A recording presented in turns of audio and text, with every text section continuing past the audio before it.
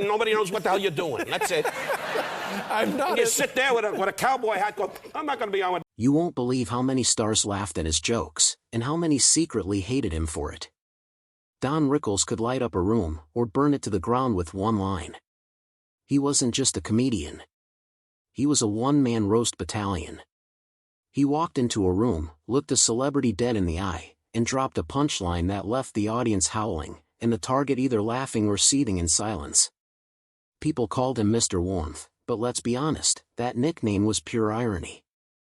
This guy was savage, fast, fearless.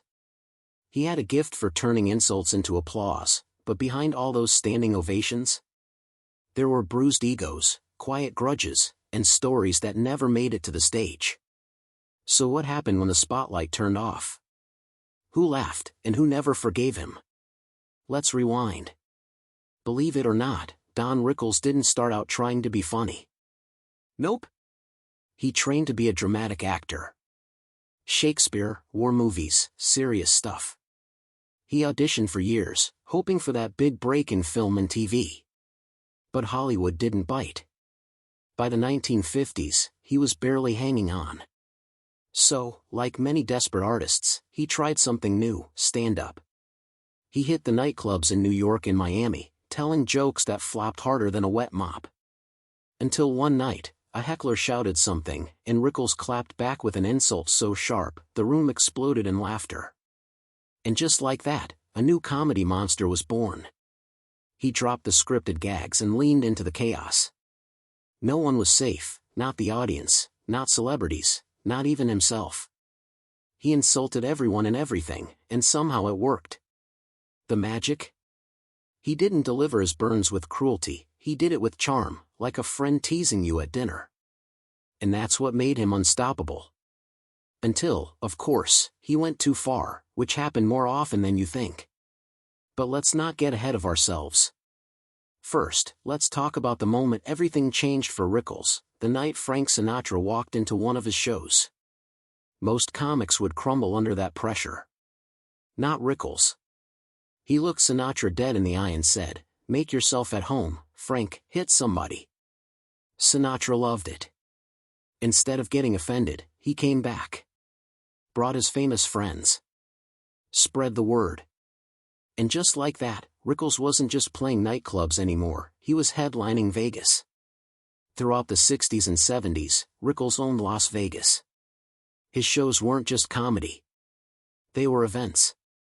If you were rich, famous, or trying to become either, you had to go see Rickles. The more important you were, the harder he roasted you. It was like a badge of honor to get insulted by the guy. Celebrities lined up just to get torched. Then came TV. He hit it big on The Tonight Show with Johnny Carson, appearing over 100 times. Carson adored him. He'd crash other people's interviews, walk in unannounced, and completely hijack the set. Chaos? Yes. Ratings gold? Absolutely. Then there were the Dean Martin roasts. If Rickles had a stage and a mic, no celebrity was safe. He roasted everyone from Ronald Reagan to Lucille Ball, and even the other comedians looked nervous when he walked up. That's how deadly he was. But Rickles wasn't just a loudmouth. He could act, too. He had a solid dramatic role in Run Silent, Run Deep in 1958 and later popped up in Kelly's Heroes with Clint Eastwood.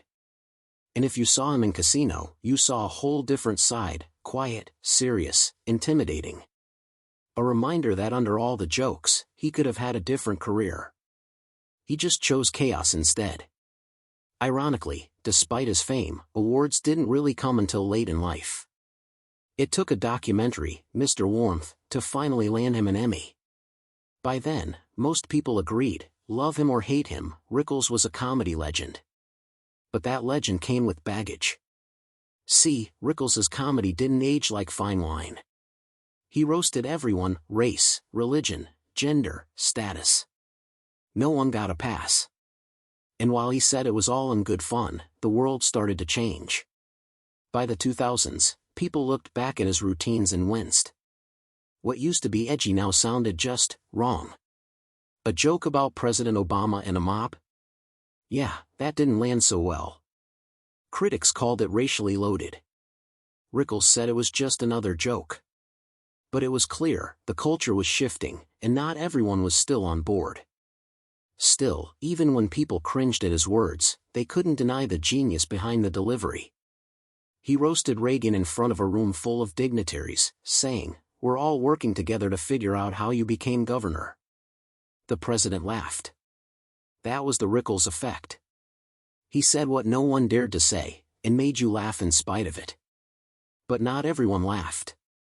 Take Jay Leno, for example. When he took over The Tonight Show, Rickles kept showing up, but it just wasn't the same. With Carson, there was rhythm, spontaneity. With Leno? Not so much. Rickles would poke at the new, more corporate tone.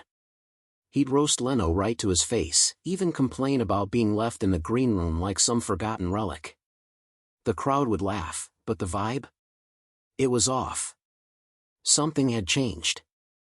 And then there were the fellow comedians who didn't always take his jabs lightly. He roasted Bob Hope mercilessly, mocked his cue cards, his corny jokes, his old-school style. Hope laughed, because what else could he do? But it was clear Rickles saw him as the symbol of a comedy era that needed shaking up. Even Johnny Carson supposedly got annoyed with Hope for scripting everything, right down to his own responses. That probably made Rickles nuts. Now, let's talk about Joan Rivers.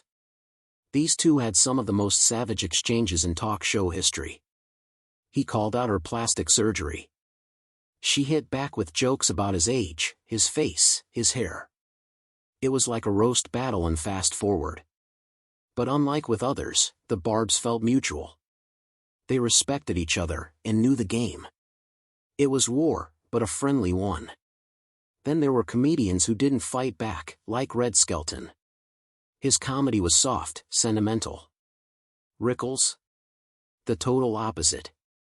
He never directly attacked Skelton, but when he mocked tearjerker comics, everyone knew who he meant. They were from different planets. One wanted to make you feel good. The other wanted to make you squirm and laugh while doing it. And while Lenny Bruce broke rules with political rants and court battles, Rickles stayed in his lane. He didn't want to fight the system. He wanted to wreck a room with jokes. Bruce was the philosopher. Rickles was the sniper. Then there was Howard Stern. In the 90s, Stern took potshots at Rickles, calling his style old, unfunny, irrelevant. Rickles didn't bite back publicly, but you know those jabs stung. Still, when Rickles passed in 2017, Stern did a full 180, praised him, honored him, called him a comedy giant. That's the thing about Rickles, even his haters had to admit he was untouchable. So, what made Don Rickles different? He didn't apologize. He didn't explain.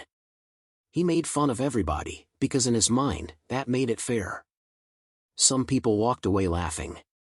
Others walked away mad. But everyone walked away remembering him. Whether you saw him as a genius or a dinosaur, you knew one thing: when Don Rickles had the mic, no one was safe, and comedy was never boring. If you enjoyed this dive into one of comedy's most controversial legends, hit that like button, subscribe for more deep dives, and tell me, did you ever laugh at a Rickles roast that went too far? Let's talk about it in the comments.